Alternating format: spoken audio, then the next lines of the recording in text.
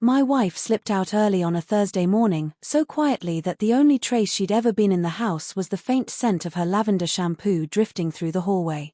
No note. No text. No explanation. The closet hung half empty, her shoes missing from the rack, and the whole place felt as if someone had scooped out the warmth and left nothing but the husk. For 2 weeks, I wandered through my own home like a visitor, a stranger. I replayed our last talks over and over, searching for any clue, any hint that she'd been preparing to vanish. We argued sometimes, sure, but nothing explosive. Nothing that sounded like, "I'm disappearing," without a word. Her phone was off. Her family didn't know anything, or pretended not to. Her friends acted stunned. Every lead I followed collapsed into nothing. By day 10, the panic had settled into something heavier, almost resignation.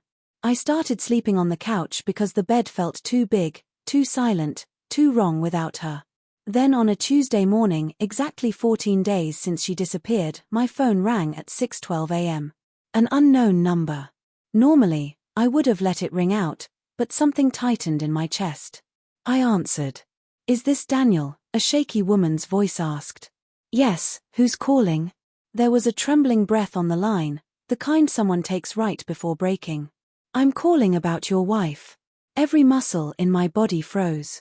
"Where is she? Is she okay?" "She's alive," the woman said quickly. "But you need to come right away." She gave me an address, one I didn't recognize, 2 towns over, and hung up before I could ask anything else.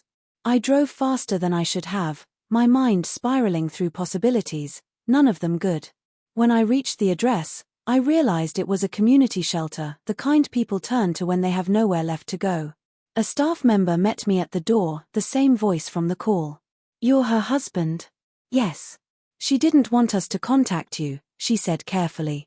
"But this morning, she asked for you." My chest tightened. "Why wouldn't she want?" "She was scared," the woman said softly. "Come with me. You'll understand." We walked down a quiet hallway until she opened a small room. And there she was, my wife, sitting on a narrow bed, hands wrapped around a cup of tea as if she feared it might slip away. Her face looked pale, thinner, and exhaustion shadowed her eyes in a way I'd never seen. When she saw me, her breath caught. "Dan." I didn't step closer, not yet. "I need to hear the truth first. What happened?" I asked gently. Tears filled her eyes instantly. "I didn't leave because I stopped loving you," she whispered. "I left because I was trying to protect you." "Protect me from what?" She brushed at her cheek, but the tears kept coming. "From my brother." I blinked. "Ethan? He's in jail." "He was," she murmured. "He got out early. And when he showed up at the house 2 weeks ago, he said if I didn't go with him, he'd hurt you. Hurt both of us." I didn't have time to think, I just left. My heart dropped. Her brother had always been trouble, but I never imagined he'd threaten her, threaten us. "I stayed with him until I could slip away," she continued, voice cracking. "Then I came here. I didn't know where else to go. I didn't want him finding you.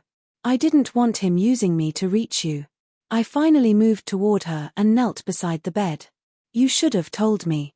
"I was terrified," she whispered. "He said he was watching you. Watching the house." I believed him. I reached for her hand and she clung to mine instantly, like she had been drowning for 2 weeks. The shelter worker slipped out quietly, closing the door behind her. "Where is he now?" I asked. "He left yesterday," she said. "I think he panicked because the police were asking questions about him." She inhaled shakily. "That's when I asked them to call you. I couldn't keep running alone." I looked at her, really looked, the weight she'd been carrying, the fear behind her exhaustion, and beneath it all, the same love that had always been there. "You're coming home," I said softly. She shook her head weakly. "What if he comes back? Then he'll deal with me, the police, and anyone else he needs to. But you're not facing this alone." Her shoulders collapsed as she leaned into me, sobbing into my chest, a release 2 weeks overdue. I held her until her breathing steadied. Later, with the shelter's help, we filed a report, got protective orders, and arranged security measures. It wasn't easy. It wasn't instant. But it was the first step toward taking our lives back.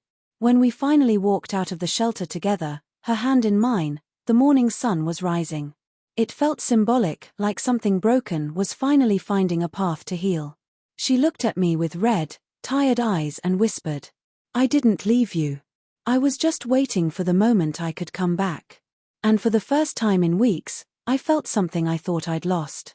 Hope.